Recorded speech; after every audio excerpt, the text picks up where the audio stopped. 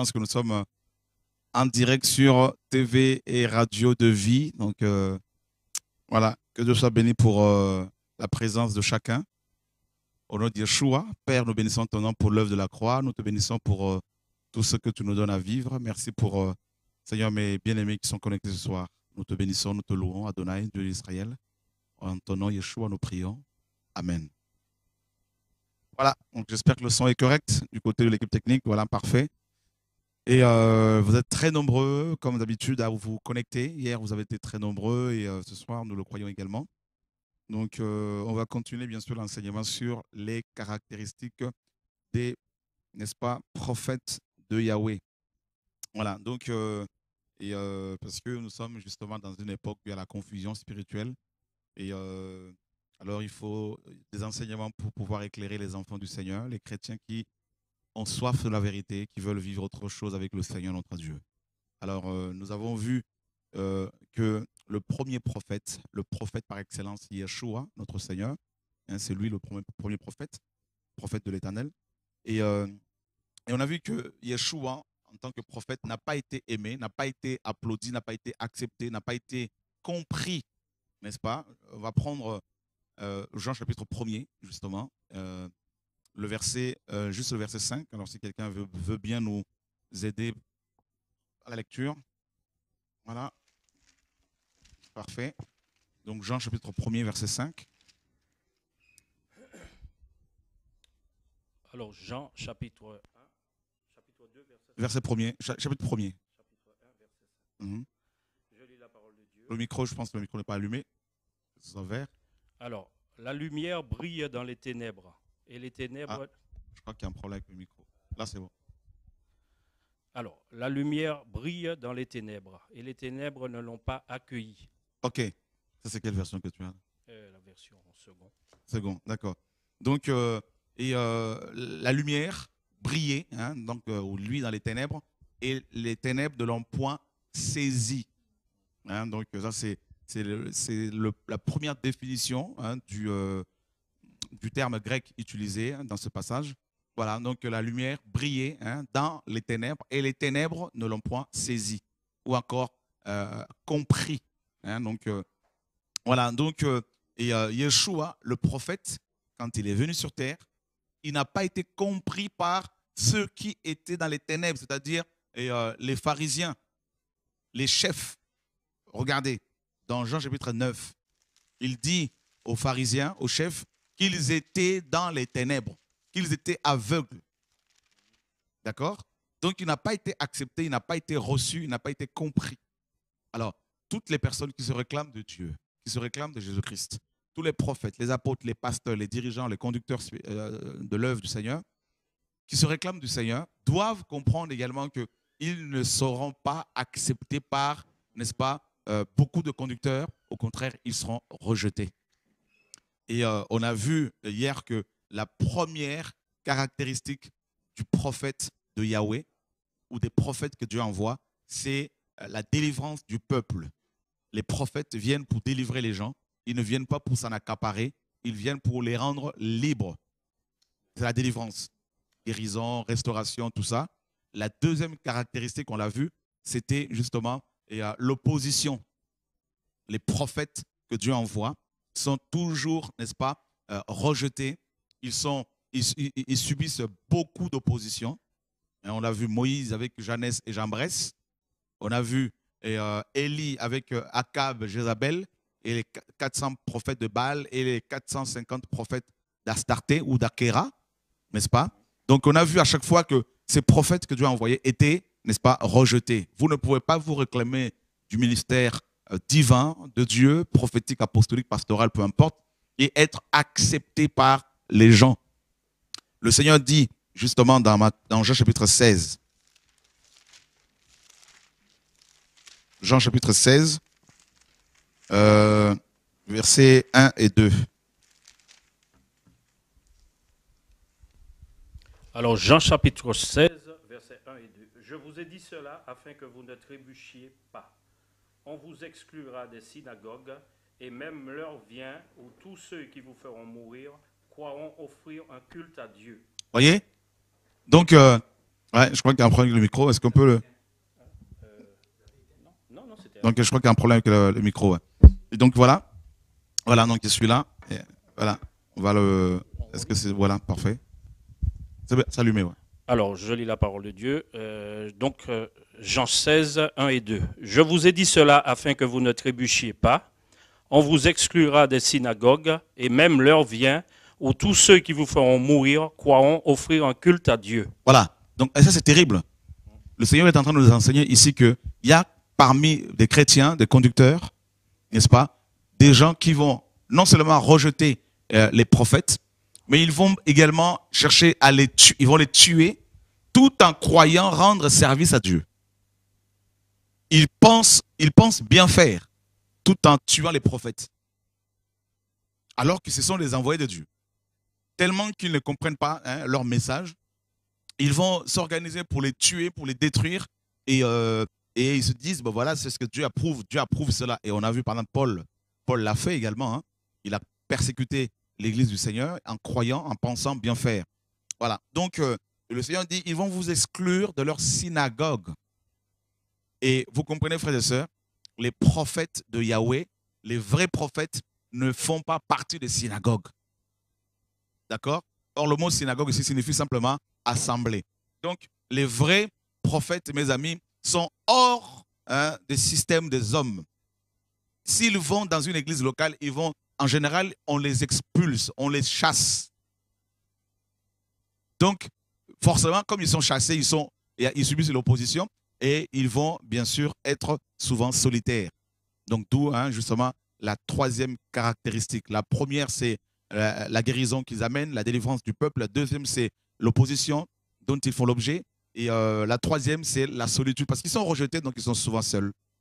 Voilà. Et c'est comme si Dieu, en fait, c'est même pas comme si, Dieu leur impose la solitude pour qu'ils gardent leur message, pour ne pas qu'ils soient contaminés. Waouh! Ça, c'est terrible. Donc, un véritable prophète, quand bien même il chercherait à être dans une synagogue, il ne pourra pas se sentir à l'aise. On va toujours le persécuter. On va toujours le rejeter. C'est-à-dire, ce message va à l'encontre des projets des hommes de ce monde. Le prophète est toujours en avance par rapport au temps dans lequel il vit. C'est comme si Dieu suscite les prophètes, n'est-ce pas, 15 ans avant, 30 ans avant. Ils sont toujours en avance. Ils voient les choses 15 ans, 20 ans avant les autres. Ils voient les choses 3, 4 ans, 5 ans avant les autres. Et quand ils vont parler, personne ne va comprendre leur langage. Très peu vont le saisir. On va les traiter de fous, d'illuminés. Pourtant, ils voient, n'est-ce pas? Voilà, donc c'est ça le prophète, mes amis. La fonction prophétique, quand vous avez l'esprit de Dieu. Donc, frères et sœurs, les prophètes qui sont dans les synagogues sont des faux prophètes. Ce sont des prophètes de Baal. On va voir que les prophètes de Baal aiment les assemblées. Vous voyez? Prenons les Écritures. Vous allez voir la différence rapidement. Donc, nous sommes dans Luc chapitre 4. Luc chapitre 4.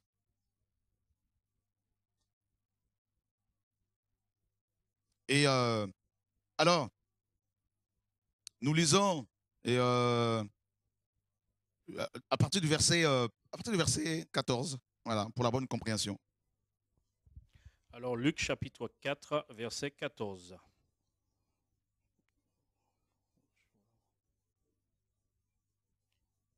Jésus, revêtu de la puissance de l'Esprit, retourna en Galilée, et sa réputation gagna toute la région. Il enseignait dans les synagogues, et tous lui rendaient gloire. OK. Jésus se rendit à Nazareth, où il avait été élevé, et conformément à son habitude, il entra dans la synagogue le jour du sabbat. Il se leva pour faire la lecture, et on lui remit le livre du prophète Isaïe. OK. Il est prophète. Il est prophète par excellence. Il rentre dans une synagogue. Il avait l'habitude d'y aller. Avant 30 ans, bien sûr. Tout le monde le connaissait comme le petit Jésus, le petit frère du quartier. N'est-ce pas? Maintenant, à 30 ans, il avait reçu, il était revêtu de l'onction messianique. Et là, ce n'était plus le petit Jésus qu'ils ont connu avant, qu'ils connaissaient. Là, c'était le prophète dans son exercice, dans sa fonction. Il entre dans cette synagogue et il prend les rouleaux d'un autre prophète. Ésaïe, qui a été scié, qui a été scié à cause de ce message, selon la tradition. Et il commence à enseigner. D'accord? Il commence à enseigner. Et qu'est-ce qu'il va dire à tout ce monde-là? On prend au verset, n'est-ce pas? Et 22, et tous lui rendaient témoignage. Ils étaient étonnés de ses paroles, de paroles de grâce qui sortaient de sa bouche. Et ils disaient, n'est-ce pas là le fils de Joseph? Vous voyez? Donc, ils avaient l'habitude de dire, ah, fils de Joseph, viens enseigner, viens faire la lecture, pardon. Parce que chez les Hébreux, à partir de l'âge de 12 ans, 13 ans, pardon, les garçons peuvent faire la lecture dans la synagogue. N'est-ce pas? Et Jésus-Christ, à partir de l'âge de 12 ans, faisait la lecture dans cette synagogue-là. Donc, tout le monde le connaissait comme le fils de Joseph. Et là, cette fois-ci, à 30 ans, c'était le fils de Joseph adoptif, mais par contre, le fils de Dieu avant tout. Il est rentré dans sa fonction de prophète. Et il a commencé cette mission dans cette synagogue. D'accord? Et qu'est-ce qu'il va dire? Jésus leur dit, sans doute vous m'appliquerez ce proverbe, médecin guéris-toi toi-même, et vous me direz, fais ici dans ta patrie tout ce que nous avons appris que tu as fait à Capernaüm. Mais ajouta-t-il, je vous le dis en vérité, aucun prophète n'est bien reçu dans sa patrie. Et ça, c'est terrible. Donc, un prophète qui est accepté dans sa patrie n'est pas de Dieu. Vous comprenez? Donc, un prophète n'est rejeté dans sa patrie. Or, notre patrie à nous tous, c'est la terre. Donc, les prophètes authentiques sont rejetés par les terriens. Ils n'ont pas un seul lieu sur terre où ils peuvent se reposer. Ce sont des voyageurs, ce sont des pèlerins. Ils n'ont qu'une vision, c'est le ciel. Vous voyez, frères et sœurs? Donc, la patrie des hommes de ce monde, c'est la terre. Il n'y a pas une région où un prophète peut être accepté sur terre. Ça n'existait pas, chrétiens. Écoutez bien l'enseignement ce soir. D'accord? Donc, si vous êtes prophète, si vous avez le Saint-Esprit en vous, ne vous attendez pas à ce qu'un pays vous reçoive à bras ouverts. Même s'ils le font, il y aura des Judas là-dedans qui vont vous lapider après. C'est pour cela qu'il faut être bien enseigné pour ne pas être surpris, découragé quand cela va vous arriver. Un prophète, mes amis, le Seigneur, cette parole sort de la bouche de celui qui est nommé la parole. Donc, il ne peut pas mentir. Donc, si vous avez un prophète qui est accepté dans un pays par un président, au point où ils vont manger ensemble à la même table, ils se tapent sur l'épaule, alors que le président est franc-maçon, rosicrucien, le prophète en question est déjà corrompu. Il a bu le vin de la débauche, le vin que Daniel avait refusé. Vous voyez, frères et sœurs, on continue. Le Seigneur dit, je vous le dis en vérité, il y avait plusieurs veuves en Israël du temps d'Élie. Donc, le prophète toujours. Lorsque le ciel fut fermé pendant 3 ans et 6 mois et qu'il y eut une grande famine sur toute la terre. Et cependant, Élie ne fut envoyé vers aucune d'elles, si ce n'est vers une femme veuve à Sarepta dans le pays de Sidon. Et là, le Seigneur est en train de leur dire ici, vous êtes tous ici des lépreux. Tous. Vous êtes tous des lépreux et qui refusent la guérison du prophète, que le prophète, par excellence, vous amène. Or, la lèpre était la maladie la plus répugnante dans le judaïsme. Parce que les lépreux étaient exclus du camp. Or, ces hommes ici étaient justement dans le camp, dans la synagogue. Et Jésus leur dit, vous êtes tous des lépreux. En gros, c'est ça. Ils avaient bien compris ce message. D'accord? Et ensuite, il leur dit, et, au verset 27, il y avait aussi plusieurs lépreux en Israël. D'accord? Donc, plusieurs veuves, pardon, d'abord les veuves, et ensuite les lépreux. Il y avait aussi plusieurs lépreux en Israël du temps d'Élisée, le prophète, et cependant, aucun d'eux ne fut purifié si ce n'est Naaman, le Syrien. Le prophète est en train de leur dire que ce sont les étrangers qui vont recevoir la grâce. Le Seigneur est en train ici de parler de l'Église. Il a mentionné la Syrie. Or, l'Église est composée essentiellement, bien sûr, des Juifs qui ont donné leur cœur à Yeshua, qui l'ont reçu. C'est un petit noyau, c'est le reste. Mais l'Église est composée essentiellement des nations d'origine païenne. Vous voyez? Donc, le Seigneur est en train de leur dire ici, mais vous êtes tous comme des veuves, comme des lépreux, et la grâce passera à côté parce que vous n'avez pas compris le ministère du prophète, sa mission. Et regardez le verset 28. Quelqu'un peut le lire là? Alors au verset 28, « Ils furent tous remplis de colère dans la synagogue lorsqu'ils entendirent ces paroles. » Attendez. Le prince de paix arrive quelque part, au lieu qu'il y ait la paix, c'est la colère. C'est la haine. Donc, vous comprenez, quand les gens vous agressent, quand les gens ont la haine contre vous et qu'ils font des vidéos contre vous, hein, ou des blogs sur vous, ne vous étonnez pas qu'ils aient cette colère contre vous. Mais c'est votre onction qui provoque cela. Parce qu'ils sont des lépreux. Ce sont des veufs, des veuves. Ils passent à côté du message. Donc, la parole est claire, frères et sœurs. Il faut que vos écailles tombent de vos yeux. C'est normal que les pasteurs de vos églises soient en colère contre vous de le jour où vous avez compris la vérité. C'est normal qu'ils vous disent quittez nos églises, ne venez plus ici. Parce que ce sont des lépreux. Nous n'avons pas le même maître. C'est ce qu'ils disent. Oui, effectivement. Effectivement. Donc, vous voyez, c'est clair. Qu'est-ce que vous avez fait pour que le pasteur de l'église où vous allez soit autant en colère contre vous? C'est parce que justement, c'est un lépreux. Voilà. Donc, ils furent remplis de colère. Jésus-Christ était calme, il était doux, il était dans la douceur, mais ces hommes étaient complètement hors d'eux. Et pourquoi? Parce qu'ils ont entendu un discours qui ne correspondait pas à leur compréhension, à leur vision. Vous voyez? Donc, ça veut dire que le prophète, quand il ouvre sa bouche, ça provoque 2 réactions. 3 réactions, je dirais. La première, c'est la colère chez les religieux. La haine. La deuxième, c'est l'indifférence de certains. La troisième réaction, sont des cœurs qui sont touchés, interpellés. Donc le prophète, partout où il va, il provoque ces 3 types de réactions. Il amène comme le trouble, là où il y avait un calme apparent, qui cachait bien sûr l'hypocrisie, le serpent en dessous, tout ça là. Le prophète arrive, il amène le feu, il embrasse toute la forêt. Comme Paul, dans Acte 28, il y avait une vipère qui était dans la brousse, dans les broussailles, tout ça là, caché. Personne ne la voyait. Mais quand Paul arrive, il allume le feu et la vipère sort. Voilà le prophète. Il arrive quelque part, il met le feu, et dans les églises qui paraissaient calmes, eh bien, les serpents sortent. Voilà. S'agite.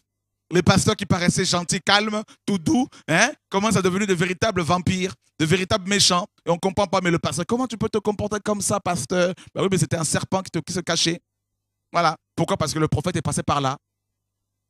Donc, ce sont des hommes de trouble. Regarde, Acte 17, on nous dit quoi? Ces hommes qui ont troublé le monde, ils sont arrivés jusqu'ici. Les religieux disaient cela. Vous voyez, de Paul et Silas. Donc, partout où Paul allait avec Silas, c'était apôtres et prophètes, attention, ils amenaient le trouble chez les religieux et la délivrance chez le peuple qui attendait la délivrance. Voilà, frère, comment les prophètes provoquent, mes amis, des choses, des troubles. Alors, et s'étant levé, ils le chassèrent de la ville. Ils n'ont pas seulement chassé de leur synagogue, mais également de la ville.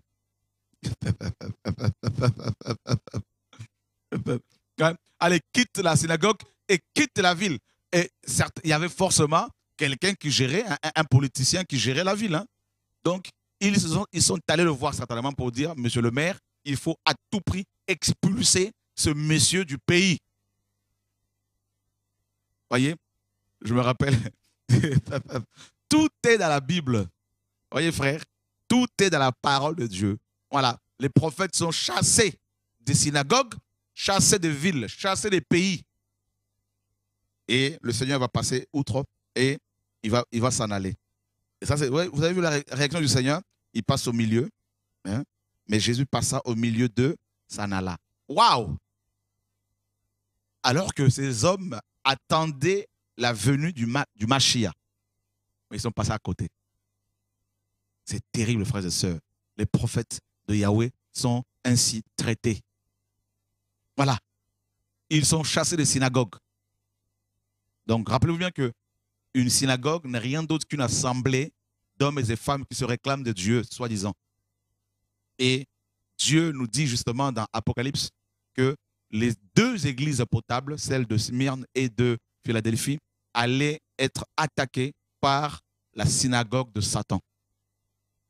Donc, synagogue égale assemblée, n'est-ce pas? Association d'hommes Et les prophètes aiment les associations. Les prophètes de Baal, bien sûr, aiment les associations d'hommes. Vous ne verrez pas dans la Bible un seul prophète qui était dans une assemblée, mes amis, des prophètes. Même Samuel, qui a vécu à une époque où il y avait des écoles de prophètes. Mais Samuel était un prophète à part. À part. Il était souvent à Rama, nous dit la parole. C'était un homme solitaire. Solitaire. Donc tous les prophètes de la Bible, tous les prophètes de Yahweh étaient des hommes solitaires parce qu'ils étaient toujours chassés, pourchassés, tout ça là. Et voilà, regardez, Jérémie. Jérémie chapitre 20.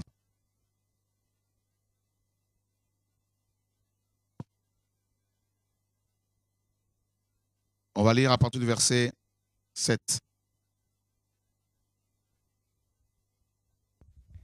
Tu m'as persuadé, Éternel, et je me suis laissé persuader. Tu m'as saisi, tu m'as vaincu. Et je suis chaque jour un objet de raillerie. Tout le monde se moque de moi. Car toutes les fois que je parle, il faut que je crie à la violence et à l'oppression. Et la parole de l'Éternel est pour moi un sujet d'opprobre et de risée chaque jour. Voilà le prophète. Le prophète ici, il dit tout le monde se moque de moi. Voilà le prophète. Tout le monde se moque de lui. Tout le monde, il dit, je suis chaque jour un objet de leur raillerie. Chaque jour. Chaque jour, on se moquait de lui. Chaque jour, le peuple l'insultait. Et il dit, car toutes les fois que je parle, il faut que je crie. Le prophète de Yahweh, il crie. Les religieux ne veulent pas de cris. Mais pourquoi il crie comme ça, ce monsieur? Mais vous n'avez pas compris. Le jour où vous serez saisi et vaincu par Yahweh, vous crierez. Le jour de votre naissance, vous avez crié. Il y a eu un cri. Vous avez poussé un grand cri. Et maintenant, il y a eu la mort spirituelle et vous ne criez plus. C'est normal que vous détestiez les gens qui crient. Voilà. Parce que vous êtes habitués à la mort. Vous aimez être endormi. Voilà. À minuit, on cria. Voici l'époux. Voilà le ministère prophétique. Il crie tout le temps. Voilà. Ce sont des gens qui ne savent pas, ils ne savent rien faire d'autre que crier. Voilà. Ça chatouille les oreilles des religieux qui veulent entendre des belles choses. Voilà. Et on continue. Verset 9. Si je dis, je ne ferai plus mention de lui, je ne parlerai plus en son nom, il y a dans mon cœur comme un feu dévorant qui est renfermé dans mes os. Je m'efforce de le contenir et je ne le puis. Ah ouais, les prophètes de Yahweh ne peuvent pas contenir la grâce. Ils ne peuvent pas se contrôler. C'est fini. Ils sont saisis par Dieu. Ils n'ont pas le choix que de délivrer le message.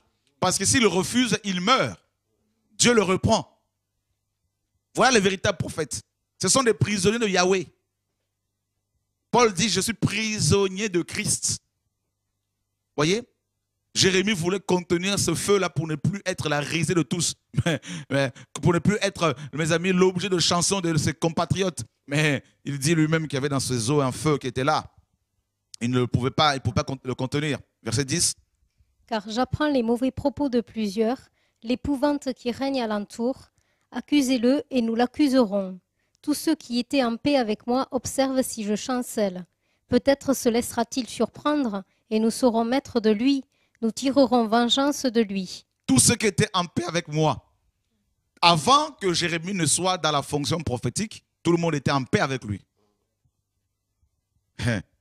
Mais dès l'instant où l'onction prophétique l'a saisi, c'est pour cela que Jérémie disait quand Dieu l'a appelé, « Oh Seigneur, je ne suis qu'un enfant.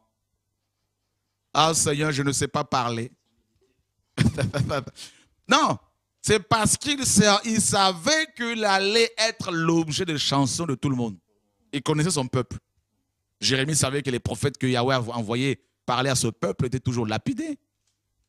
C'est pour cela qu'il dit, Seigneur, moi je ne suis qu'un enfant. Dieu lui dit, ne dis pas que tu es un enfant. Je te rendrai comme pour ce peuple comme une muraille forte. Ah oui, ils te feront la guerre, mais ils ne te vaincront pas, il a dit. Donc il savait ce qu'il attendait, frère. Et là, il dit ici, tous ceux qui étaient en paix avec moi, maintenant, observent si je chancelle. C'est comme ce soir, ils sont connectés ce soir. Ceux qui ont été nourris hier. Voyez? Ils observent les moindres détails, ils sont là aux aguets. Mais vous ne voyez pas qu'ils n'ont pas la paix? C'est l'onction prophétique qui fait qu'ils sont toujours obligés de se connecter malgré eux.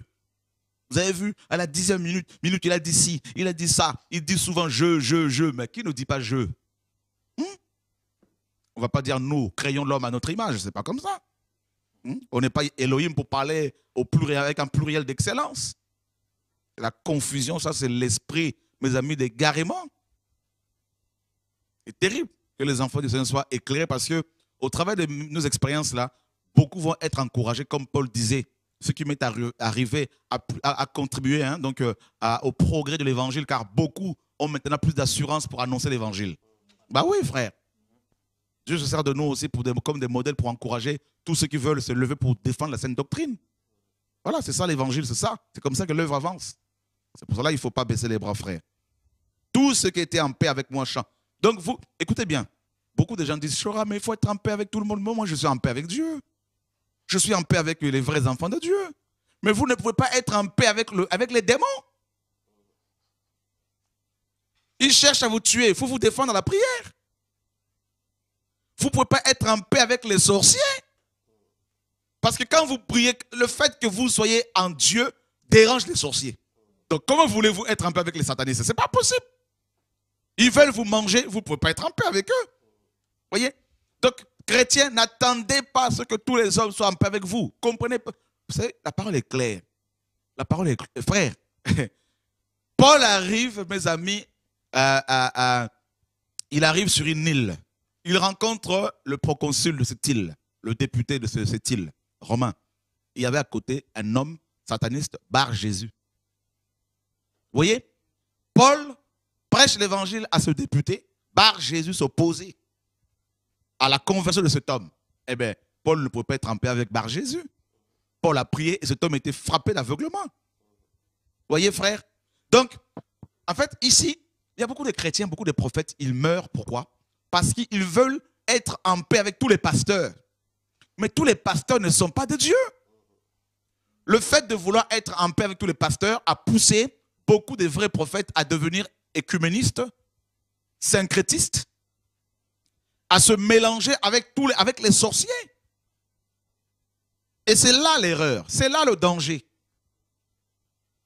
Dieu lui-même n'est pas plébiscité. Aucun enfant de Dieu ne peut être plébiscité, reconnu, accepté par tout le monde. C'est impossible.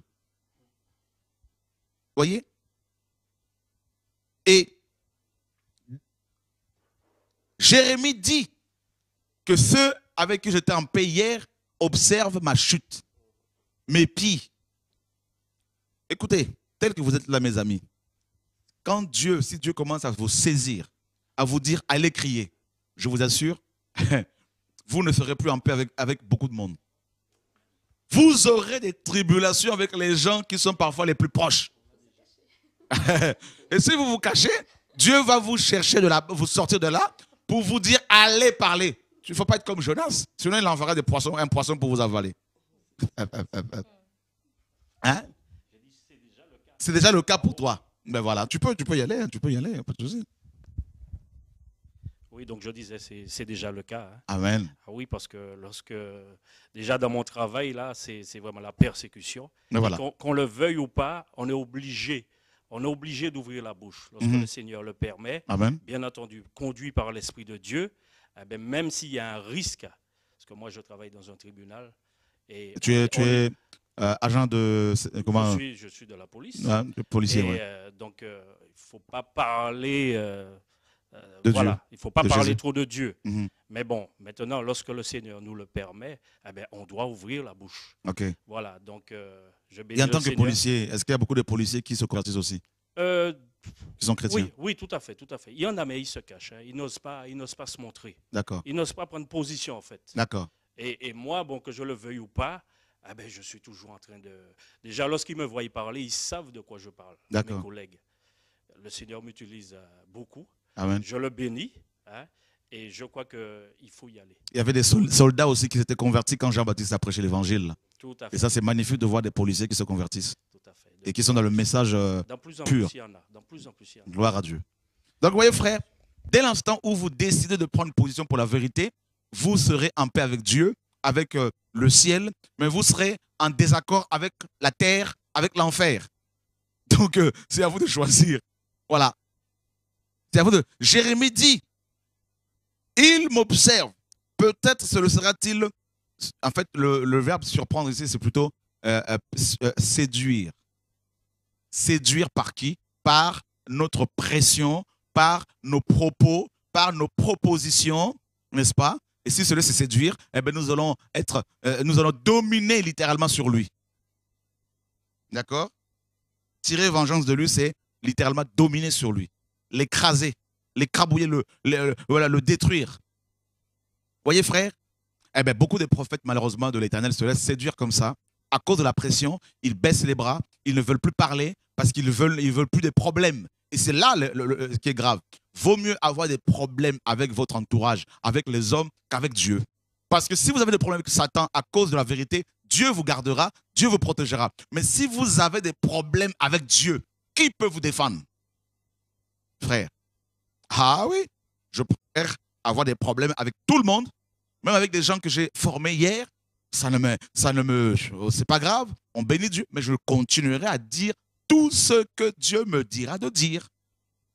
N'en déplaise aux gens. Voilà. Parce que je préfère être protégé par Dieu.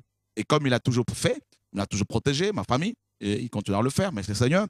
Donc, autant continuer à défendre la saine doctrine. Et faites-le également, je vous encourage, frères et sœurs. Alors, regardez mes amis, Jérémie avait tellement souffert. Et qu'est-ce qu'il va dire au verset 14? Maudit soit le jour où je suis né, que le jour où ma mère m'a enfanté ne soit pas béni. Ah, les prophètes authentiques maudissent le jour de leur naissance. À cause de la souffrance. C'est terrible, hein? Donc, ce ne sont pas des gens qui fêtent leurs anniversaires. Donc, quand vous avez un pasteur, un prophète qui fête son anniversaire, qui se réjouit du jour de sa naissance physique, ça veut dire qu'il n'est pas prophète authentique. Il ne connaît pas la souffrance liée à la véritable fonction prophétique. Parce que le prophète de Yahweh souffre tellement qu'il a oublié même le jour de sa naissance. Donc, quand vous l'amenez, vous lui proposez des bougies pour son anniversaire avec un gâteau, tout ça, la fête. Mais il n'est pas dedans. Parce qu'il passe sa vie à pleurer pour les âmes. Voilà. Il passe son temps, à pleurer pour les âmes. Toute sa vie, c'est pleurer pour les âmes. C'est pleurer à cause des souffrances. Vous voyez, moi quand je vois des pasteurs, des chrétiens qui disent c'est l'anniversaire de notre pasteur, ils n'ont rien compris. Les chrétiens, là, frères et sœurs, laissez-moi vous parler. Voilà. Continuez toujours à souffler sur les bougies là, de votre pasteur. Là. Verset 15. Maudit soit l'homme qui porta cette nouvelle à mon père. Il maudit même l'homme qui avait apporté cette nouvelle. Mais nous, on ne va pas le faire aujourd'hui. Hein. Attention, on bénit, pas de problème. Il tenait un enfant mâle et qui le combla de joie. Que cet homme soit comme les villes que l'Éternel a détruites sans miséricorde, qu'il entende des gémissements le matin et des cris de guerre à midi. Que ne m'a-t-on fait mourir dans le sein de ma mère? Waouh. Que ne m'a-t-elle servi de tombeau? Waouh. Que n'est-elle restée éternellement enceinte? Waouh. Pourquoi suis-je sortie du sein maternel pour voir la souffrance et la douleur et pour consumer mes jours dans la honte? Waouh. Bah, ouais, c'est terrible ici, hein? Eh bien, imaginez maintenant, allez voir Jérémie pour lui dire, Jérémie, eh ben, c'est ton anniversaire aujourd'hui. Ouh, Jésus de Nazareth. Seigneur, il nous faut des Jérémies modernes. Il nous faut des prophètes, que Dieu nous envoie des prophètes, frères. De toute façon, il le fait. Avant l'enlèvement de l'église, Dieu envoie les prophètes pour sonner le chauffard. Voilà. Il n'y en a pas un seulement qui viendra, mais plusieurs qui crient ici et là. Parce que c'est l'heure. Parce qu'il nous reste 3 minutes dans l'horloge de Dieu avant d'être minuit. N'est-ce pas? Voilà. Donc, voilà, c'est ça. Donc, Jérémie a beaucoup souffert. Donc, les prophètes souffrent beaucoup. Vous savez pourquoi? Parce qu'ils portent le fardeau de Yahweh. Regardez la plupart des livres prophétiques commencent souvent par fardeau. Hein, oracle. En fait, le terme oracle signifie littéralement charge. D'accord? C'est ce qu'il faut comprendre. Et donc, prenons rapidement Malachie, par exemple, qui était prophète aussi. D'ailleurs, Malachie signifie l'ange, hein, donc ange ou messager. Malachie, chapitre 1er.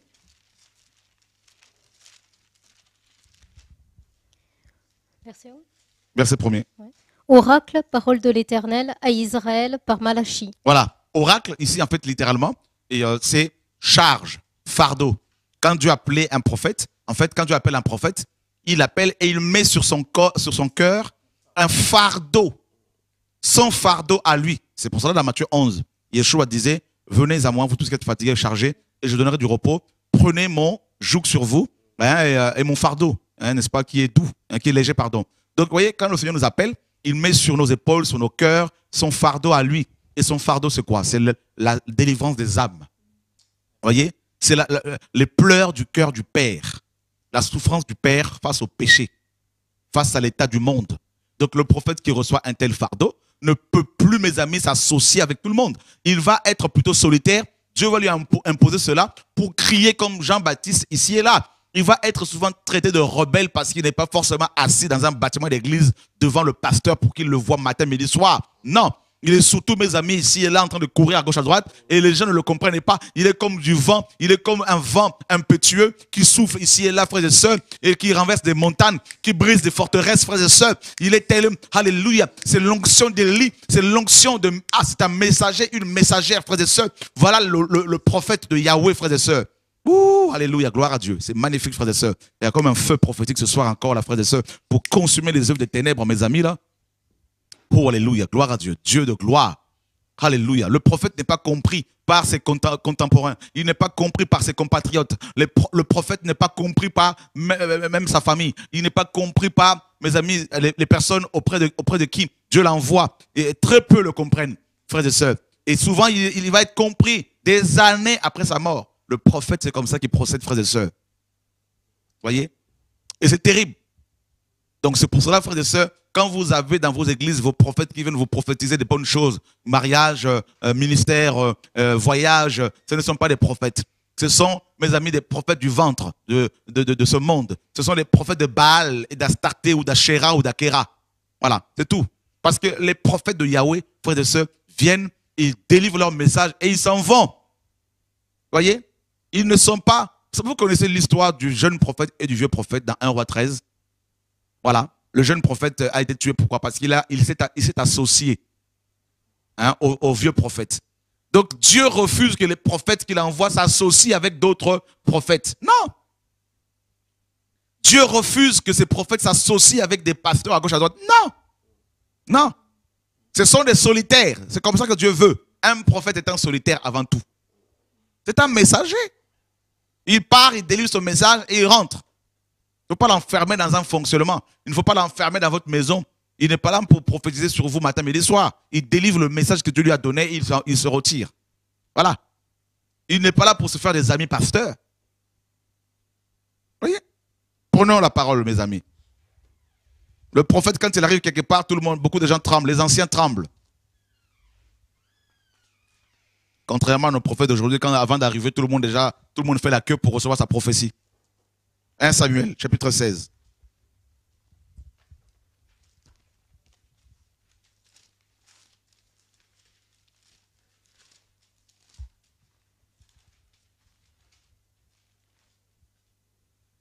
Alors, nous sommes au verset 4.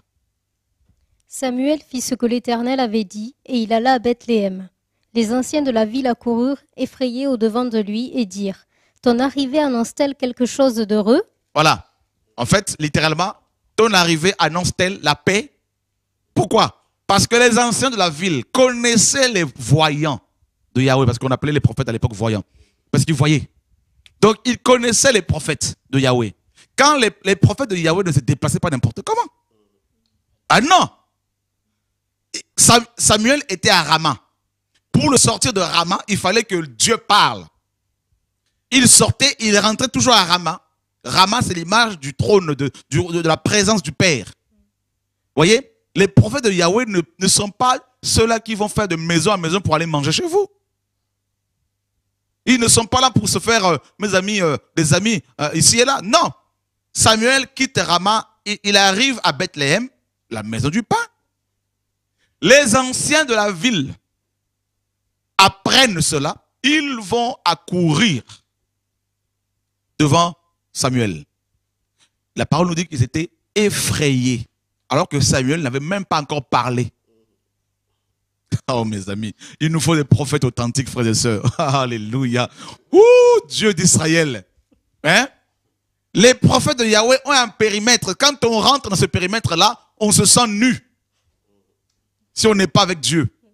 On tremble. Ce ne sont pas des dictateurs. Mais ils ont le caractère de Christ. Ils ont un caractère trempé dans l'onction. Voyez? Ils sont intransigeants par rapport au péché. Ils sont imputrescibles, frères et sœurs. Terrible. Et là, Samuel arrive. Les anciens qui étaient censés enseigner le peuple, des modèles, ils vont trembler devant le prophète. Ta venue annonce-t-elle quelque chose de paix? Hein? La paix? Il leur dit, calmez-vous. En gros, c'est ça. Je viens pour offrir un sacrifice. Frères, oh sœurs, que Dieu nous aide, frères et sœurs. Quand Paul arrivait quelque part, quand il arrivait dans une ville, toute la ville tremblait. C'est ça le prophète. Donc, tous ces prophètes-là que vous voyez sur Internet, la plupart, ils ne sont pas prophètes. D'ailleurs, les prophètes, ils ne sont pas là en train de dire qu'ils sont prophètes. Non. Quand on leur pose la question, qui êtes-vous? Ils disent, nous sommes frères. On demande la question à Jean-Baptiste, es-tu le prophète? Il dit, non, je ne suis pas prophète, je suis juste une voix qui crie. Vous voyez? Les prophètes de Yahweh, mes amis, ce sont les autres qui les identifient comme tels. Eux-mêmes ne mettent pas leur titre prophète. Non. Parce que souvent, ils refusent même ce titre-là, à cause de la souffrance qui est liée à cela. Donc, quand vous voyez quelqu'un dire, mettre sur une affiche prophète des nations, dites-vous que c'est un prophète du ventre. Voilà. Et, frères, sœurs, regardez Élie. Quand il s'enfermait dans sa grotte, c'était pour recevoir les oracles. Quand il en sortait, les gens tremblaient devant lui. Voyez? Vous avez vu Abdias? Abdias. Un homme, Abdias, bras droit d'Akab. Abdias, bras droit d'Akab. Il tremblait devant le prophète Élie. Nous sommes dans 1 roi 18, frères. Oh, que Dieu nous montre les choses. Une autre caractéristique du prophète de Yahweh, c'est, mes amis, la terreur de Yahweh qui l'amène partout. Ceux qui ne sont pas avec Dieu, ceux qui sont dans le péché, ben, ont la terreur. Les enfants de Dieu véritablement sont encouragés. Mais les pécheurs tremblent. Pourquoi? Parce que ceux qui sont dans le péché tremblent quand la gloire de Dieu se manifeste quelque part. Voilà. Ils sont effrayés comme dans la Bible, comme Adam, comme les enfants d'Israël sur le mont Sinaï, comme sur la montagne de la transfiguration, les apôtres avec Jésus, les 3 apôtres. Tout ça. Voilà, comme quand la gloire est tombée sur Paul, sur le chemin de Damas. Voyez? Et nous sommes dans 1 roi 18. Donc, on a vu hier les 3 premières caractéristiques du ministère prophétique authentique. D'abord, le prophète vient pour sauver. Ça, c'est la première. C'est le salut, la délivrance, la restauration des cœurs, des âmes. La deuxième, c'est, mes amis, le rejet, l'opposition, tout ça. Tout ça de la part des religieux. La troisième caractéristique, c'est la solitude. Et ce soir, c'est le côté tremblement, crainte qu'inspirent les prophètes de Yahweh. N'est-ce pas? Donc, ils inspirent la crainte, la terreur chez les pécheurs, chez les religieux. Voilà. Et nous sommes dans 1 roi 18, regardez bien. Et voilà, à partir du verset 1er. Bien des jours s'écoulèrent, et la parole de l'Éternel fut ainsi adressée à Élie dans la 3e année. Va, présente-toi devant Akab, et je ferai tomber de la pluie sur la face du sol. Et Élie alla pour se présenter devant Akab. La famine était grande à Samarie, et Akab fit appeler Abdias, chef de sa maison. Or, Abdias craignait beaucoup l'Éternel, et lorsque Jézabel extermina les prophètes de l'Éternel, Abdias prit 100 prophètes qu'il cacha 50 par 50 dans une caverne, et il les avait nourris de pain et d'eau. Akab dit à Abdias, « Va par le pays vers toutes les sources d'eau et vers tous les torrents. Peut-être se trouvera-t-il de l'herbe, et nous conserverons la vie aux chevaux et aux mulets, et nous n'aurons pas besoin d'abattre du bétail. » Ils se partagèrent le pays pour le parcourir, Akab alla seul par un chemin et Abdias alla seul par un autre chemin. Comme Abdias était en route, voici Élie le rencontra. Abdias, l'ayant reconnu, tomba sur son visage et dit « Est-ce toi, mon seigneur Élie ?» Ah, voyez, c'est terrible. Et la peur, Abdias craignait Dieu, mais devant Élie, il y a eu ce respect. Ce n'était pas la peur, mais le respect. Il était chef de la maison d'Akab, c'est-à-dire un homme politique, comme un conseiller. Il était comme le bras droit d'Akab. Donc, mes amis, remarquez aujourd'hui les prophètes de cette génération qui font allégeance aux hommes politiques d'aujourd'hui. Vous avez vu? Ils sont prêts à tout pour être proches des présidents. Ils vont faire des posters, des photos avec des présidents et ils vont les afficher sur leur bureau. C'est comme des trophées. Oh Dieu de gloire. Ils font la queue, ils sont dans les salles d'attente pour être reçus par des présidents. Vous vous rendez compte, frères et sœurs? Alors que c'est l'inverse qui doit se faire logiquement là. Hein? Oh Dieu d'Israël. Ouh! Vous avez vu le nombre, mes amis, le nombre de chefs politiques à l'époque qui envoyaient leurs ouvriers, leurs serviteurs pour aller implorer la miséricorde de Yeshua pour la guérison de leurs serviteurs. Vous avez vu Corneille, un homme puissant, très puissant, un soldat, un officier romain qui va, mes amis, s'incliner devant Pierre. Je ne dis pas qu'il faut s'incliner, adorer le prophète, c'est pas ce que je dis, mais pour que vous compreniez à quel point ces prophètes qui nous ont précédés, ces apôtres qui ont servi l'agneau de Yeshua, l'agneau de Dieu, ont manifesté la gloire de Dieu. Amen, amen. Ouais? Corneille se met à genoux et Pierre lui dit, lève-toi, je suis un homme comme toi. Oh, l'onction qu'il y a sur moi, c'est pas de moi. C'est Dieu à moi. Alors lève-toi, ne m'adore pas, m'adore Dieu. Vous vous rendez compte de l'autorité apostolique? Oh mes amis là, quelque chose. Il y en a qui ont perdu cette chose-là, frère. Cette grâce-là, frères et sœurs. Quand ils rencontrent un président, ils vont lui mettre un tapis rouge, frères et sœurs. Mais vous vous rendez compte, frères et sœurs? Où sont les prophètes de Yahweh? Où sont les messagers qui amènent le jugement de Dieu? Oh Dieu d'Israël. Aujourd'hui, mes amis, qui sert le plus grand roi? N'est-ce pas les prophètes de Yahweh? Par rapport aux hommes de ce monde, aux rois de ce monde? Frère, Naaman tombe malade, la lèpre. Oh, il était un grand général. Il va voir son roi, son maître, roi de Syrie. Le roi de Syrie envoie un courrier au roi d'Israël pour dire « Guéris mon serviteur ». Le roi d'Israël déchire ses vêtements en disant à ses serviteurs, le roi de Syrie, la Syrie à l'époque était la plus grande puissance économique et militaire, le roi de Syrie cherche des problèmes avec nous. Il cherche une occasion pour faire la guerre. Et il s'est mis à pleurer. Et Élisée apprend cela, le prophète de Yahweh. Élisée dit, il envoie son serviteur pour dire au roi, lui-même ne s'est pas déplacé, il dit, va aller dire, dites au roi de laisser cet homme venir ici. Et il saura qu'en Israël, il y a un prophète. Ouh! Mon Dieu! Hein? Ah, mon Dieu, mon roi. Naaman quitte la Syrie avec une grande suite. Une suite royale. Avec beaucoup de richesses. Il arrive en Israël. Nous sommes dans 2 Rois 5.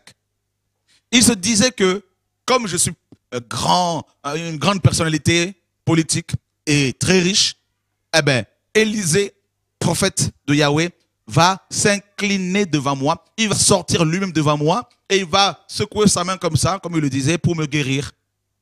Mais Élisée, le prophète de Yahweh, était un homme sanctifié, craignant Dieu.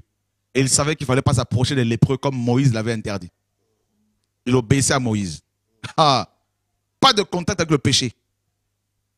Élisée dit à son serviteur, va dire à cet homme d'aller se baigner 7 fois là-bas et puis il sera guéri, il peut rentrer chez lui. Ouh! Frère, non mais c'est terrible. Mais si c'est nos prophètes d'aujourd'hui, oh, avant même que Naaman n'arrive en Israël, eux-mêmes allaient faire le déplacement jusqu'en Syrie. Ils allaient demander l'offrande du prophète. Ils allaient demander l'argent. Et il n'y aurait pas eu de guérison. On connaît l'histoire du président Gbagbo, président de la Côte d'Ivoire, entouré par des faux prophètes, des prophètes de Baal et d'Astarté, qui lui ont fait miroiter des belles choses. Et on connaît l'issue de cette, mes amis, de cette histoire. Aujourd'hui, ce président se retrouve en prison et les prophètes de Baal avaient quitté la Côte d'Ivoire.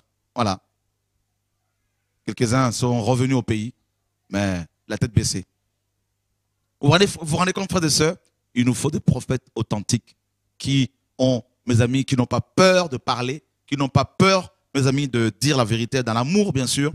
Et voilà. Donc, une autre caractéristique du prophète, c'est cette, mes amis, crainte de Dieu, hein, qu'ils inspirent dans les cœurs des enfants de Dieu et la terreur qu'ils inspirent dans les cœurs des païens, des religieux.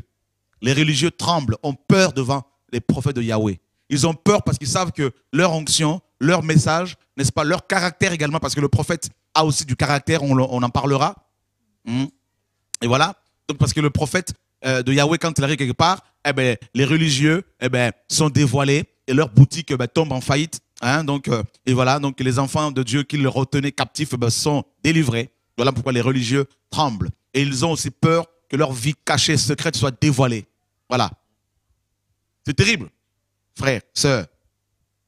C'est terrible. Donc, nous voyons ce soir la quatrième caractéristique du prophète de Yahweh, c'est la crainte qu'il inspire dans les cœurs des chrétiens, la terreur dans les cœurs de ceux qui sont religieux, qui ont des choses à se reprocher. Voilà pourquoi ces religieux préfèrent tuer les prophètes pour ne pas que leurs actions, leurs secrets soient, n'est-ce pas, dévoilés. Vous voyez, frères et sœurs, ils aiment beaucoup travailler dans l'ombre, dans les ténèbres, les religieux, comme, n'est-ce pas, Nicodème, qui va voir Yeshua la nuit. Vous voyez, ils ont peur d'être dévoilés parce que les prophètes, c'est des hommes du jour. Ils marchent en pleine journée pour annoncer l'évangile, comprenez le langage prophétique que j'utilise. Ce sont des hommes de lumière, des hommes et des femmes de lumière. Vous voyez? Donc, les prophètes de Yahweh, frères, sont des hommes et des femmes qui ont l'audace, le courage que Dieu leur donne. Et ils inspirent, mes amis, le respect. Vous voyez, frères? C'est terrible. Regardez quand Yeshua arrivait quelque part. Vous savez pourquoi les pharisiens et les juifs, les scribes, étaient constamment dans ces réunions alors qu'ils n'aimaient pas Jésus? C'est parce qu'ils en avaient peur.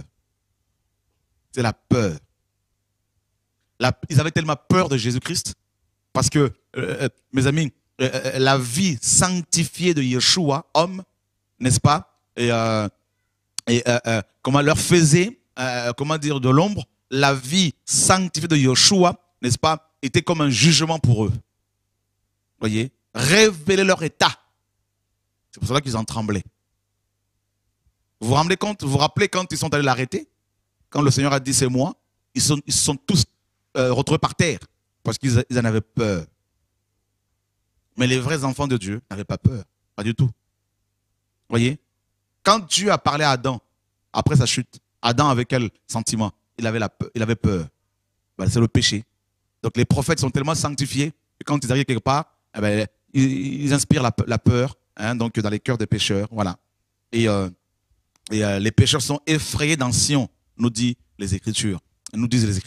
Voilà, frères et sœurs, l'évangile, le prophète de Yahweh. Le prophète de Yahweh a aussi un cinquième caractéristique, c'est le caractère. C'est des hommes et des femmes qui ont du caractère, trempé. Et souvent, leur caractère n'est pas compris. Ils sont intransigeants, très, ils sont intransigeants, ils sont, mes amis, ils sont déterminés. Ils ont un caractère vraiment très, très déterminé dans ce qu'ils comprennent, dans ce qu'ils font, dans ce qu'ils ont reçu. N'est-ce pas? Ils ne peuvent pas, ils sont sans concession. Jamais ils ne vont faire des concessions, mes amis, pour déplaire au Seigneur, pas du tout. Et à cause, souvent, de leur caractère, on les traite de tous les noms. Regardez le caractère de Jean-Baptiste. Un homme qui mangeait du miel sauvage et des sauterelles. Comment vous pouvez expliquer cela? Jean, dans le désert, courait après les sauterelles pour les attraper et les manger. Tandis que les prophètes de Baal préféraient les mets du roi. Regardez Jean-Baptiste. Il voit Hérode qui passe devant lui, il lui dit devant tout le monde, Hérode, il n'était pas permis de prendre la femme de ton frère. Il faut du caractère, frère. C'est-à-dire, ce ne sont pas des pleutres, ce ne sont pas des peureux. Ils savent ce qu'ils veulent, ils savent où ils vont, et ils regardent les gens dans les yeux, en face, ils leur disent les choses. Qu'ils soient rois, princes, riches, pauvres, ils voient, ils ne jugent pas d'après les apparences. Voilà leur caractère. Ils ont le caractère de Christ. Paul dit quoi? Ayez le caractère, ayez les sentiments qui étaient en Christ. Quand on parle de sentiments, on parle du caractère. Tu vois quelque chose? Alors, le vrai prophète aussi fait des jaloux. C'est-à-dire que les religieux ne peuvent pas faire ce que les vrais prophètes font. Donc, du coup, ben, voilà, ça crée l'opposition. Ça crée l'opposition et même les foules les suivent, les enfants de Dieu. Ils suivent les vrais prophètes. Et ça crée des jaloux. Parce qu'eux, ils ne peuvent pas faire ce que le vrai prophète il fait. Voilà, c'est ça, c'est tout simplement ça. Donc, il y a beaucoup de jalousie, effectivement, parce que ben, Dieu marche avec eux. Et ben, ça crée de la jalousie. Voilà. Donc, vous avez vu, et on a vu une autre caractéristique du prophète authentique, c'est la solitude, dont on en a parlé hier. Et regardons rapidement les caractéristiques des prophètes de Baal. Allons voir rapidement dans 1 Samuel 18. 1 Roi 18, pardon.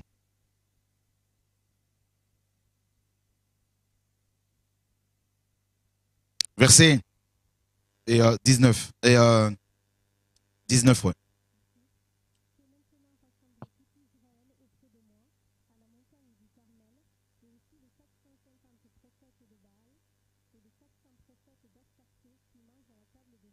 Ah!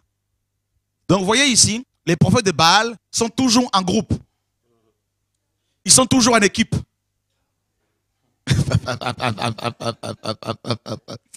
Regardez le prophète de Yahweh. Un roi. 19. Ah, que Dieu nous enseigne. Hein. Verset 14. Que fais-tu ici, Élie? Il répondit, j'ai déployé mon zèle pour l'Éternel, le Dieu des armées, car les enfants d'Israël ont abandonné ton alliance, ils ont renversé tes autels, et ils ont tué par l'épée tes prophètes. Je suis resté, moi seul, et ils cherchent à m'ôter la vie. Ah, voyez, non? Élie seul contre 850 prophètes de Baal et d'Astarté. Voyez, frère? Donc, si vous voulez facilement localiser, comment dire, reconnaître les prophètes de Baal, les faux prophètes, c'est simple. Ils sont toujours nombreux, ils sont toujours en équipe. C'est l'œcuménisme. Ils parlent toujours de l'unité visible. Voyez, frère? Ils sont toujours dans les associations des pasteurs. À chaque fois que vous entendrez ce mot, fédération, Baal n'est pas loin. À chaque fois que vous entendrez ce mot, cet autre mot, et corps pastoral, Baal n'est pas loin. À chaque fois que vous entendez association des pasteurs, Baal est au milieu. Voyez? À chaque fois que vous entendrez association des prophètes, équipe apostolique d'apôtres, Baal n'est pas loin. Voyez? C'est terrible, hein? Ils aiment être en groupe. Pourquoi? Parce que ils ont des intérêts en commun et une vision commune. En fait, c'est Babylone. Unissons-nous, bâtissons, construisons une ville et une tour. Genèse 11. Voyez? Et c'est terrible, frères et sœurs. Je ne dis pas que les prophètes de Yahweh n'ont pas de relation avec les frères et sœurs. Non. Ils sont dans le corps de Christ. Il n'y a pas de problème.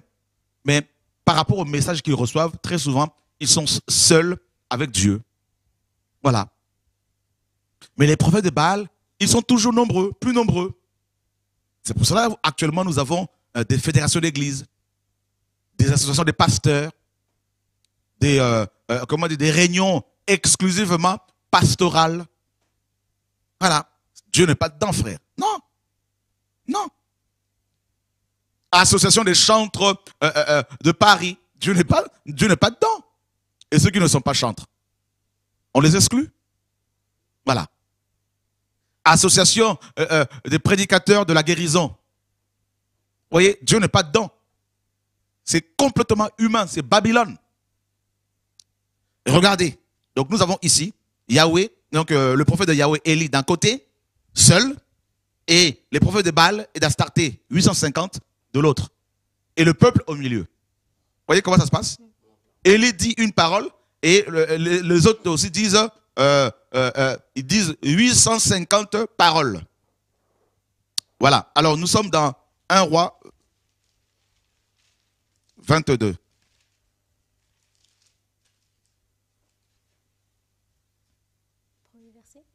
Un roi 22, oui. On resta 3 ans sans qu'il y eût guerre entre la Syrie et Israël. La 3e année, Josaphat, roi de Juda, descendit auprès du roi d'Israël. Le roi d'Israël dit à ses serviteurs, « Savez-vous que Ramoth en Galade est à nous? Et nous ne nous inquiétons pas de la reprendre des mains du roi de Syrie. » Et il dit à Josaphat, « Veux-tu venir avec moi attaquer Ramoth en Galade ?» Josaphat répondit au roi d'Israël, « Nous irons, moi comme toi, mon peuple comme ton peuple, mes chevaux comme tes chevaux. » Puis Josaphat dit au roi d'Israël, « Consulte maintenant, je te prie, la parole de l'Éternel. » Le roi d'Israël assembla les prophètes au nombre d'environ 400 et leur dit, « Irai-je attaquer Ramoth en Galade ou dois-je y renoncer ?» Et ils répondirent, « Monte et le Seigneur la livrera entre les mains du roi. » Mais Josaphat dit, « N'y a-t-il plus ici aucun prophète de l'Éternel par qui nous puissions le consulter ?» Le roi d'Israël répondit à Josaphat, « Il y a encore un homme par qui l'on pourrait consulter l'Éternel. Mais je le hais, car il ne me prophétise rien de bon. Il ne prophétise que du mal. C'est Michée, fils de Jimla. » Ah, on peut s'arrêter là 2 secondes. Alors vous avez vu, pareil, ici nous avons Michée, prophète de Yahweh, seul dans son coin, rejeté. Il n'était pas avec le roi Akab. D'ailleurs, Akab le détestait. Il le dit, je le hais parce que, voilà, il ne me prophétise rien de bon. Vous voyez, frère? Oh, Dieu sauve-nous. Dieu sauve-nous. Dieu sauve-nous. Et, frère, Akab avait autour de lui 400 prophètes de Baal. Donc, Élie les avait tous décapités et Akab en a encore, mes amis, établi 400 autres. Alors, pourquoi à chaque fois 400? Je me disais à chaque fois, Seigneur, mais pourquoi tout à l'heure, chez moi, quand Dieu me parle de ce message, je disais, Seigneur, mais comme ça dans l'esprit, pourquoi 400? Et une pensée m'est venue, en hébreu, n'est-ce pas, le chiffre est 4 et le chiffre est un chiffre universel. D'accord? Nord, sud, est, l'ouest. Donc, l'est, l'ouest. Et en fait, c'est un chiffre qui nous parle aussi, quand il est question, bien sûr, de Satan, ce chiffre nous parle du mélange. Voyez? Du mélange. Voilà pourquoi, mes amis, et la plupart des présidents, la plupart des autorités politiques, et pour être puissants, pour asseoir leur pouvoir, ils vont, mes amis, mélanger toutes sortes de sorcelleries amérindiennes, africaines, asiatiques. Ils vont combiner tout ça, ils vont, voilà, être bien blindés pour être, selon eux, puissants. Ils vont être francs-maçons, rosicruciens, écancars, maïcariens, tout ça. Donc, le maïkari, une secte d'origine japonaise. Vous voyez? Donc, ils vont mélanger, et c'est ça ce qu'Akab faisait ici. Un peu de l'Égypte, un peu de la Grèce, un peu de... C'est comme dans... Vous voyez, c'est comme les 4 animaux de Daniel 7. Babylone, Médo-Perse, vous voyez? Et la Grèce, la Rome impériale. Vous voyez? Les 4 animaux, là, c'est ces 4 types de sorcellerie, 4 sortes de démons principaux. C'est un mélange terrible. Et Akab avait justement ce mélange-là. Donc, il a choisi ces prophètes-là en fonction, chacun avec sa sorcellerie, qui différait des autres.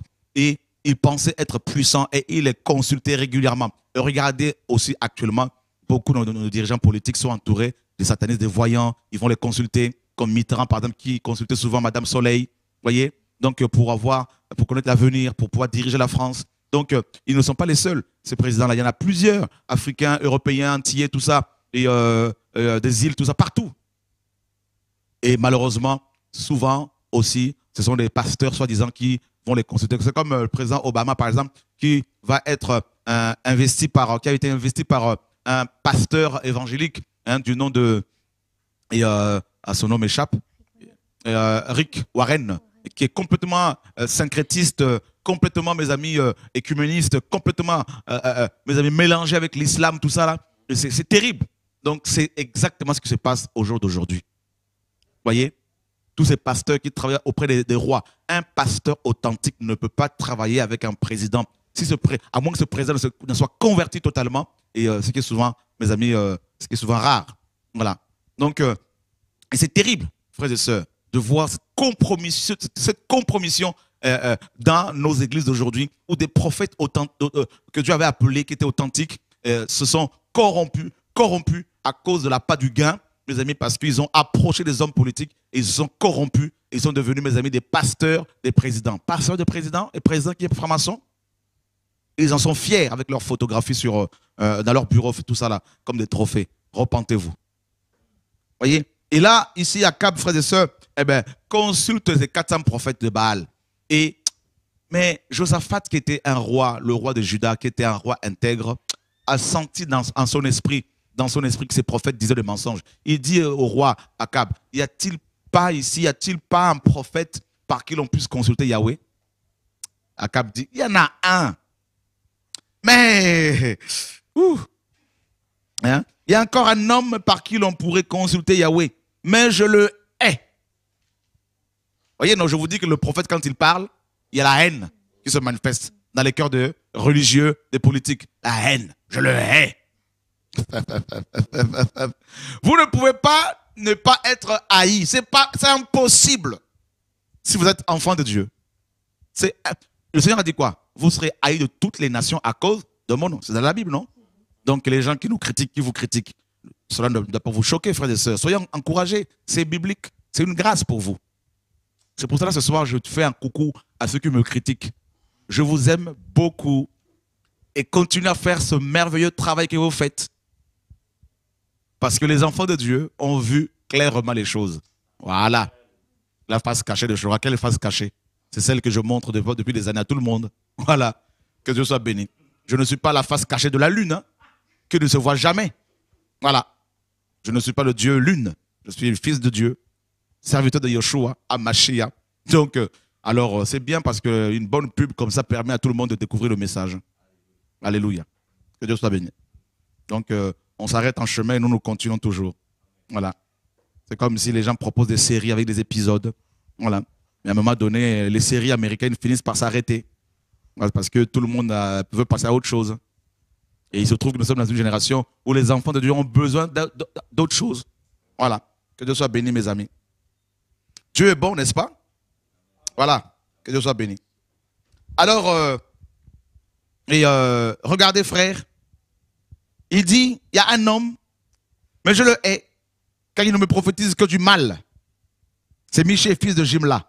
Et Josaphat dit que le roi ne parle pas ainsi. Alors le roi d'Israël appela un eunuque et dit, fais venir tout de suite Michée, fils de Jimla. Le roi d'Israël et Josaphat, roi de Juda, étaient assis chacun sur son trône, revêtus de leurs habits royaux, sur la place à l'entrée de la porte de Samarie. Et tous les prophètes prophétisaient devant eux. Oh, que ces prophètes-là, mes amis, soient complètement démasqués. Sédécias, fils de Kenana, s'était fait des cornes de fer. Oh, quelle mystification. Vous voyez, ils ont des cornes, ils ont des soutanes, ils ont des crucifix, de croix, de grosses croix. Hein? Ouh. Et il dit, ainsi parle Yahweh. En plus, ils osent utiliser le nom de Yahweh. C'est ça qui amène la confusion. Parce que tout le monde utilise la Bible, tout le monde utilise le nom de Jésus-Christ, et beaucoup de chrétiens ne savent plus qui est qui. Ah oui, qui est qui? Priez, Dieu vous montrera, frères et sœurs. Avec ces cornes, tu frapperas les Syriens jusqu'à les détruire. C'est ce que le président Gbagbo a vécu, hein, avec les faux prophètes en Côte d'Ivoire. Parce qu'en Côte d'Ivoire, presque tout le monde est prophète. Hein? C'est une particularité aussi ivoirienne. Tout le monde à Abidjan est prophète. Il y a des prophètes tous les 100 mètres. Voyez, c'est quand même incroyable. Au Congo, c'est des docteurs, des grands bishops. Hein? C'est vraiment impressionnant. Il y a aussi des prophètes qui se lèvent en RDC là-bas, qui se disent prophètes, mais pourtant ils sont toujours chics très chic. Hein? Il parle des anges, il parle de je ne sais pas quoi là. Et mes amis là, qu'il faut parler aux anges, qu'il faut faire sortir de son corps. Il y a une telle confusion au Congo RDC. Je comprends pourquoi ce pays est frappé par le Seigneur comme ça. Là. Que Dieu envoie des prophètes aussi là-bas, c'est pas possible. C'est incroyable.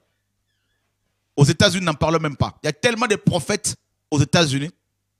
Il y a tellement de prophètes que c'est le pays le plus impie du monde. Le plus méchant. Ça peut vous choquer, mais c'est pas moi qui le dis, frère. Là, quand on voit les œuvres, quand on voit des présidents américains qui vont en Irak pour tuer des gens, mes amis, voler du pétrole et semer le chaos. On comprend, mes amis, pourquoi.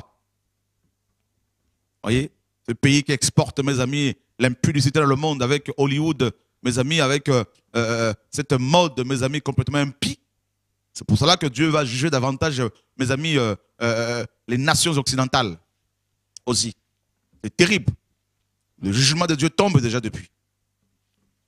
Et là, mes amis, le messager qui était allé appeler Michée lui parlait ainsi. Voici les prophètes d'un commun accord. Ils ont toujours des accords entre eux. C'est pour cela qu'ils sont nombreux. Donc, ils s'associent, ils vont s'asseoir autour d'une table, ils vont parler.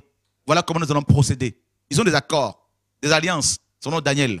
Ils feront des alliances, hein, n'est-ce pas? Donc, ils se lieront par des alliances. Prophétise du bien au roi. Que ta parole soit donc comme la parole de chacun d'eux. Annonce du bien. Et si tu refuses d'annoncer du bien, on te persécute. Pourquoi tu ne parles pas comme les autres? Voilà le combat des prophètes de Yahweh. Pourquoi tu ne t'habilles pas comme les autres qui sont soutanés, cravatés, costumés? Voyez? Terrible, hein? Et pourquoi tu n'as pas le même langage que tout le monde? Un langage politiquement correct. C'est pour cela même ceux que j'ai formés hier qui ont quitté la vérité. Vous voyez vous-même le frère. Même si certains parlent, mais vous avez la vérité. Ils vont parler, mais vous savez que hier, ils ont dénoncé Babylone. Aujourd'hui, ils font allégeance à Babylone. La confusion. Parce qu'ils ne peuvent pas rester seuls. Parce qu'ils n'ont pas Dieu avec eux. Pour rester seul comme Élie, il faut être mandaté par Yahweh. Sinon, tu vas faire des accords avec les prophètes de Baal. Tu vas faire allégeance à Satan. Bah oui. Soit tu es avec Dieu, soit tu n'es pas avec Dieu et tu es avec la multitude. Dieu est le Dieu de reste. Il n'est pas le Dieu de la foule. Ah oui. Frère. C'est clair. Et regardez. Hein, j'ai fini, après vous allez vous exprimer, pas de souci. Donc il faut que je libère toute cette onction qui est sur moi. Et là, mes amis, qu'est-ce qu'on voit? La parole nous apprend et que Michée va arriver effectivement. Et dans un premier temps, Michée va parler un tout petit peu comme eux. Il va dire à Akab, va et tu auras du succès. Et Akab lui dira, combien de fois t'ai-je dit de me dire que la vérité de la part de Yahweh? Donc là, Michée a eu du courage, parce qu'Akab avait compris que Michée tremblait un peu. On est humain, hein? La pression parfois est tellement forte. Et Michée dit, eh bien justement, tous ces prophètes qui sont là, ces 400 prophètes, sont possédés par un démon, par un esprit d'égarement, par un esprit qui les a séduits, envoyé par Dieu. Un seul démon, vous vous rendez compte? Un seul démon ici, c'est écrit, hein, a séduit 400 prophètes. Il a mis dans leur bouche l'esprit de mensonge pour qu'Akab soit tué. Et c'est exactement ce qui s'est passé. Et Michée, vous savez ce qu'il a fait? Ce qu'on a fait de lui, on l'a mis dans une prison, on l'a mis en prison et on lui a donné du pain, le pain de l'affliction. Vous vous rendez compte? Le pain des pauvres. Oh, que Dieu nous envoie des Michées. Des hommes et des femmes qui aiment tellement la vérité qu'ils préfèrent être seuls avec Dieu et aller au ciel un jour plutôt que d'être avec la multitude, la foule des gens, des prophètes de malheur et être disqualifiés par le Seigneur. Que Dieu, frère, nous envoie des véritables prophètes. Et tous ces messages que Dieu me donne ce temps-ci, depuis hier et ce soir également, c'est pour encourager les vrais prophètes, les vraies prophétesses, parce qu'il y en a qui sont là, qui nous suivent, il y en a d'autres qui ne nous connaissent pas forcément, mais qu'ils soient encouragés, qu'ils soient fortifiés, qu'ils prennent position pour la vérité parce que Yeshua est en train de revenir. Il nous reste très peu de temps et Dieu, avant de revenir, Yeshua, il va d'abord susciter des prophètes. Matthieu 25 le dit. À minuit, quelqu'un a crié. Or, les prophètes, ce sont ceux-là qui crient, selon Ésaïe 58. C'est pour cela, ces messages que Dieu donne en ce temps, c'est des messages prophétiques pour réveiller les prophètes, pour encourager les prophètes à se lever, à prendre position et à comprendre que le fait d'être rejeté, persécuté, traité de tout le nom, accusé faussement, est la preuve que Dieu marche avec eux s'ils sont, bien sûr, sanctifiés. Voyez, frères, les prophètes de Yahweh ne sont pas invités par des églises paganisées. Ils peuvent être invités une fois, mais parce que leur message est tellement fort que ces églises, mes amis, ne vont plus les réinviter. Voyez, ils ne sont pas invités par des sites que vous connaissez ici, Casarema ou enseignement.com. Ils ne sont pas invités par ces sites-là complètement paganisés. Jamais. Un prophète authentique invité par ces sites et qui va y aller régulièrement, mais ce n'est pas un prophète de Dieu, même s'il parle bien. Le diable parle bien, frère. Les sophistes chez les Grecs, ils parlaient bien. Ils avaient la rhétorique. Le prophète prend position pour la vérité. Le prophète comme Finé. Finé a pris position pour la vérité. Vous êtes complètement mélangés aujourd'hui, frères et sœurs. Beaucoup sont mélangés au point où ils ne savent plus reconnaître les vrais prophètes. Ils ne savent plus discerner. Et on reconnaît les prophètes, comme le Seigneur le dit dans Matthieu 7, par leurs fruits. Et leurs fruits, frères, c'est d'abord, mes amis, l'amour qu'ils ont pour Dieu. On ne peut pas aimer Dieu et, mes amis, en même temps, marcher dans la compromission, c'est impossible. Les prophètes de Yahweh marchent avec Yahweh, ils marchent seuls avec Dieu, ils continuent à suivre Dieu partout où il les amène. Si Dieu s'arrête, il s'arrête. S'il se lève, il se lève. S'il bouge à droite, il sort à droite. À gauche, à gauche. Que Dieu nous aide, qu'il nous réveille. Chrétiens, réveillez-vous. Matthieu 5, méditez Matthieu 5. Méditez Matthieu 10, concernant les prophètes de Yahweh. Méditez 1 Pierre 3, 1 Pierre 4, concernant les prophètes de Yahweh. C'est des hommes et des femmes solitaires. C'est des hommes et des femmes qui viennent libérer le peuple. Ils libèrent tellement le peuple qu'ils leur disent, ne nous suivez pas. Suivez Dieu. Ils ne veulent pas être là comme des gourous. Non. Ils crient. Ils crient.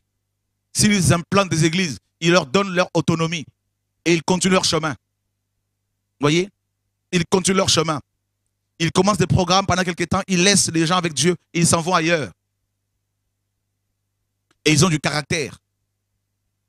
Vous voyez, frères et sœurs, les prophètes que Dieu envoie. Et leur vision, c'est de voir Christ, Christ seul, Yeshua, glorifié. C'est tout. Que Dieu soit glorifié. Que le peuple connaisse Dieu.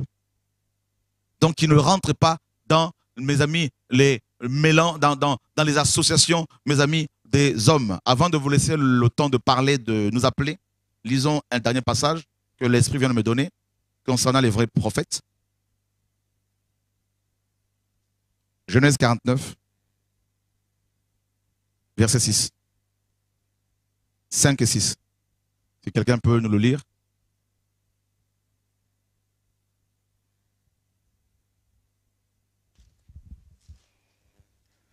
Versets 5 et 6. Siméon et Lévi, son frère, leurs glaives sont des instruments de violence. Que mon âme n'entre point dans leur conciliabule, que mon esprit ne s'unisse point à leur assemblée, car dans leur colère, ils ont tué des hommes, et dans leur méchanceté, ils ont coupé les jarrets des taureaux. Voilà comment les prophètes parlent. Les prophètes de l'Éternel, vous voyez, ici Jacob était prophète, donc il parle de l'avenir de ses enfants. Il annonce l'avenir, donc c'est un prophète. Et qu'est-ce qu'il dit, Jacob? Pourtant, Siméon et Lévi étaient ses propres enfants. Mais Jacob n'est pas rentré dans le sentimentalisme. Il n'était pas dans les sentiments charnels. Il s'est dissocié d'avec, n'est-ce pas, ses enfants. Il s'est désolidarisé d'avec ses deux enfants parce qu'ils avaient péché, parce qu'ils avaient tué, alors que Dieu, mes amis, ne veut pas qu'on tue. Vous vous rendez compte? Donc le prophète de Yahweh prend position pour la vérité, même s'il doit, mes amis, se séparer d'avec sa propre famille. C'est terrible, hein? Le prophète de Yahweh, mes amis, ici, il dit que mon âme, il parle de sentiments ici, l'âme c'est le siège des sentiments. Que mon âme, c'est aussi le siège de la volonté. Que mon âme n'entre point dans leur inconciliables dans leurs associations, leurs assemblées, leurs réunions, que mon esprit ne s'unisse point à leur assemblée. Il parle de l'âme, il parle de l'esprit. C'est terrible, hein? Donc, vous voyez, la vraie association n'est pas charnelle. La vraie unité n'est pas charnelle. Voilà pourquoi ici, il parle de l'âme et de l'esprit. Donc, pour vous montrer à quel point Jacob ne voulait surtout pas s'associer avec ses propres enfants dans leur péché.